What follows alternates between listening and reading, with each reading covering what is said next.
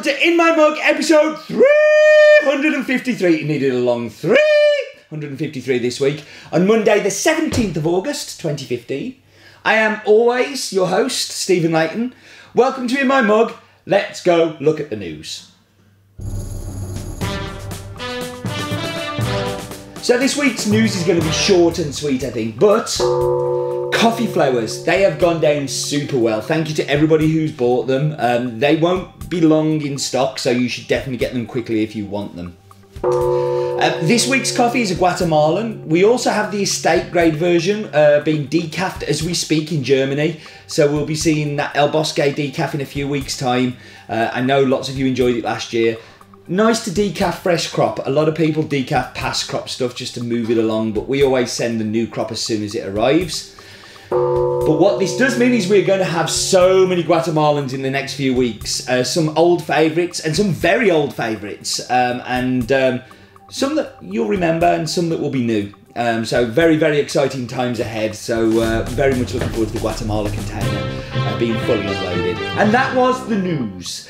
So we should look at Focus On. And this week we're going to look at the Guatemalan coffee industry.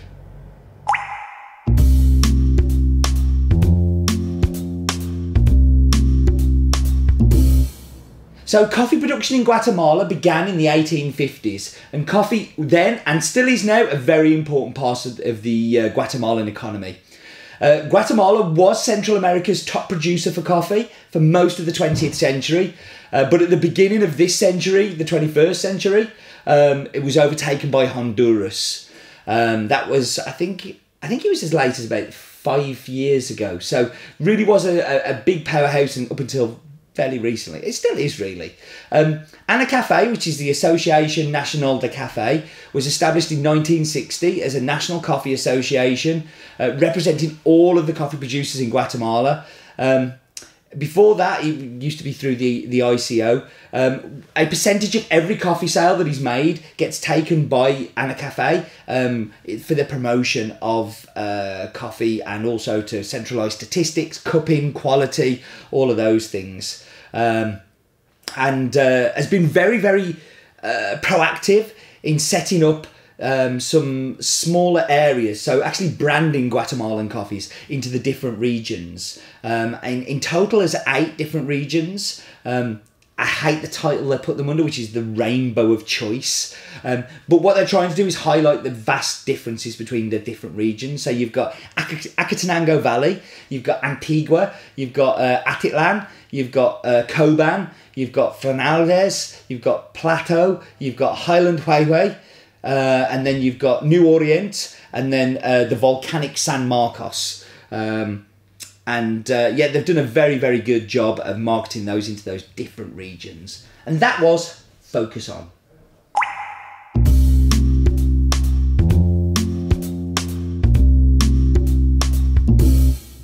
So I'm very excited to introduce this week's coffee because it is a staple. It has become a huge part of what has been, is, and a very, very special coffee to us. This is its 9th year with us, and I'm very proud that for the last 7 of those we bought every single bean from this farm. It really did become one of our first ever relationships coffee. I love this coffee before I got to try it. I was blown away by the whole backstory of it, if you like.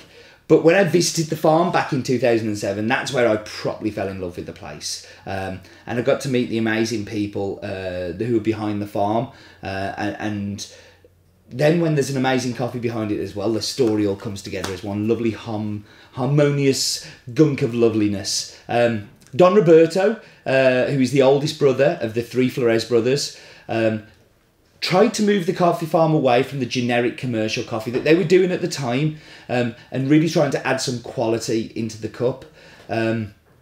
Francesco, who is one of the other brothers, has also been helping with this quality. So by separating the Bourbon off for us, we have a Bourbon and we have a Bourbon Couture Mix. The Bourbon Couture Mix is the one that's been decafed, but this is the 100% Bourbon, and we're able to do this separation that really makes the quality of it just stand out that little bit more. This is not to say the estate grade isn't amazing, and we're going to be selling that as normal caffeinated and decaffeinated.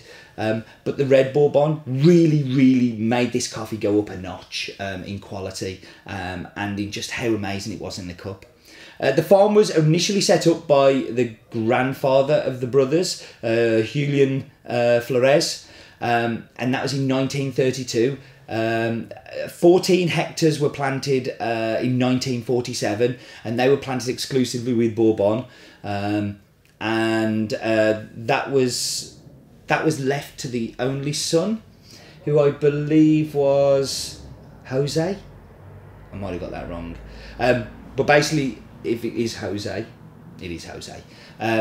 He then continued to plant the Bourbon, so he started to regenerate some of the Caturas into Bourbon, and that's why there's more Bourbon now than there is Catura.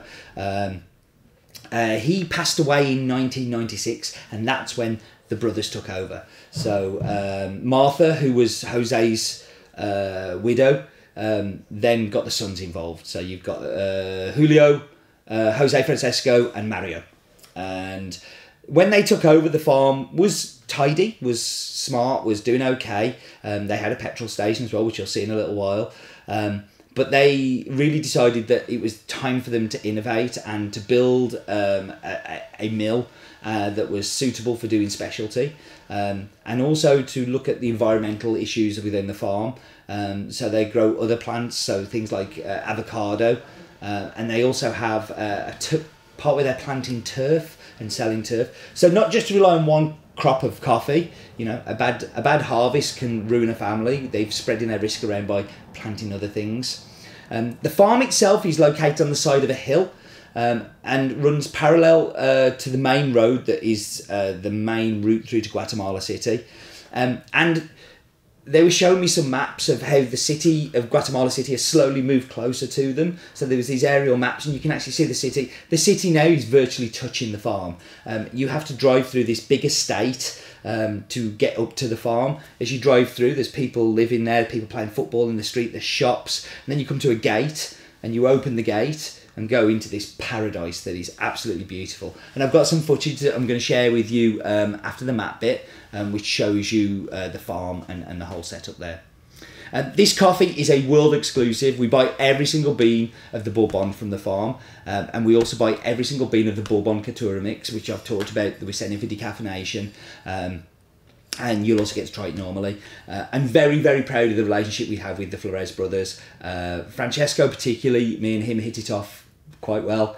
And on the last visit, he was so cool. Walking through the farm at night. And again, I've got some footage that I'll show you. It was just amazing. Really was good. So we should talk numbers. So the farm is called El Bosque. It's owned by the Flores brothers. The municipality is called Villa Carles. Carles, I think it is. Which is in Amatitlan. The farm in total is 37 hectares, of which 14 hectares is coffee. Altitude of 1400 metres to 1645. This one is the 100% Bourbon, and it is a fully washed, sun-dried coffee. So it's now time to go to what I remember being a very, very good map bit.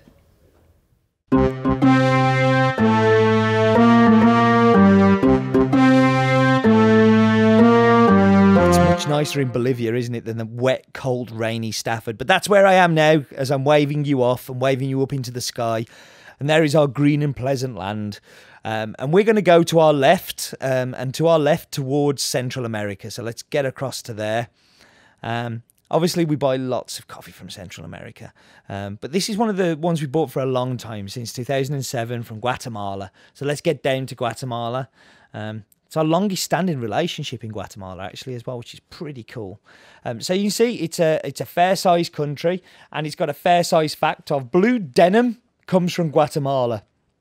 I don't know on what basis I'm saying that, but it definitely does come from Guatemala originally. So there we go, denim for men. Anyway, let's get down to the farm. And what I'm going to show you here is a slightly different angle of some of the farms we buy from. So Antigua is to the left. You've got El Bosque there, but that other one is the El Bosque Mill. Now this is the famous petrol station that I show you in the video, and this is where the coffee's dried. This is where it's processed. This is where it's depulped.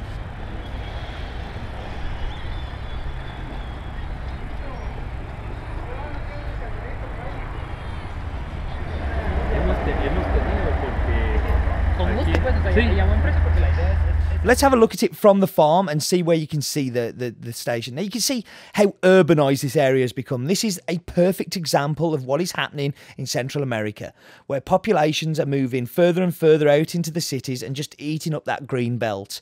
And you can see the dot just in the distance of the mill. Let's just get a slightly raised up view so you can see all of that city, all of that urbanation. That wasn't there 20, 30, 40 years ago. This is something that's happening over time and threatening the land that this farm's built on. It really is drawing closer and closer. You're walking through the gate and you can actually see the houses from the edge of the gate of the farm. So you see the lowest point is the Pacific Ocean, and we've got a volcano there at 4,200 metres. This is around about 1,400 metres above sea level, so regular altitude for Guatemala. But let's just kind of zoom down to this drying patio, and I want you to see kind of exactly where is it. It's just crazy. It's so close to the road. And let's see if we can swing this view round. Let me just try and see if I can get it to edge round this way, and then we'll be able to see the farm up on the hill. You can see it's in the dip of the valley, and that's why everybody built there, because it was in the dip of the valley and it was easy because the land was a bit flatter and it's easier to build on. So that's Guatemala City there, just on the brow, and then if we come around you can just see the farm from there. I think it's really cool when Google Earth lets us get into that much detail. And that was the super duper funky map bit. I like it when the map bits are good, don't you? It is now time for Roland's Daft Fact of the Week.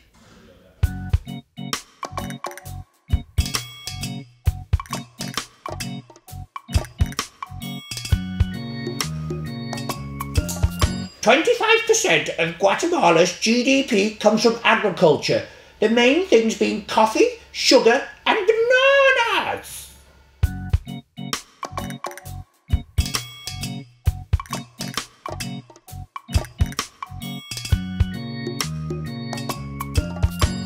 Not sure why he said bananas, but anyway.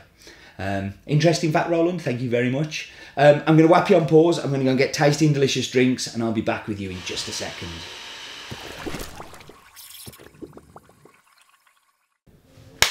Back into the espresso.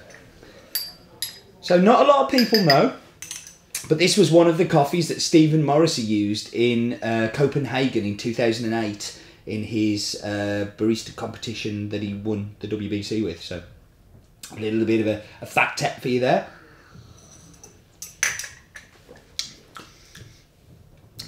Now the good thing about this coffee is Roland's made the cappuccino in the espresso. Don't ask why. But Roland's made the cappuccino in the espresso and he's pulled it very tight. I mean, this is super ristretto. But you still get a beautiful milk chocolate come through. It's sweet. It's got a really interesting acidity. And what I'm getting is just like a really delicious kind of like apple. So like that malic type acidity. With a little hint of cherry in there as well. And it's badly pulled but deliciously made. That's a backhanded compliment there. Into the milk. Roland's done splatte art. It's quite different to latte art. It's more of a splatter. But the texture looks good, and that's half the battle. Now, what the milk does, manages to kill all that acidity. So that apple, that malic, gone. And replaced just with milk chocolate. A little bit of a spicy aftertaste as well. There's like a little bit of like a peppery hit on the back. Not in an unpleasant way, quite delicious way. The mug I'm using is my Colonel Grumpy's Cafe Bar one. There's a guy that in the UK you can hire his bus and he has an espresso machine in it. And he'll come make coffee for you. You really want to live somewhere down south because when he came up here he got 6 miles to the gallon, coming up from Cornwall or somewhere like that, somewhere very far away, wherever 01980 is from. But his website is cafeguate, cafeguate.co.uk. Go and have a look at some pictures of his bus. Very cool. So, Gary's made me the Eva Solo, the other roaster. And I haven't had an Eva Solo for a long time. And I actually really like the Eva Solo because it reminds me a lot of the French press, but it's a little bit cleaner. It's a little bit more controlled. If you don't know how to make an Eva Solo, there is a brew guide on our brew guides section on how to use them. And they're very beautiful things. I mean, I love the little neoprene jackets, and you've got the little thing in there. But you can see, I don't know whether you can see, let me see if I can get to the camera to see. You see in there? There's lots of bits in there, because it doesn't filter everything, so it gives you that texture. And that texture goes really well with this coffee. It's weird, I've not had this before, but I'm getting some like white grape as well with it. And I guess white grape isn't a million miles away from the Malik green apple type thing, but really nice. Really, really delicious brewed coffee. If you don't have an Eva Solo, I recommend you try this as a French press. I think you'll enjoy it. I think it's going to work really well. Okay, I'm going to shut up and wrap up and go and get out of here. Thank you very much for joining me, as always. And do remember, life is definitely too short for bad coffee.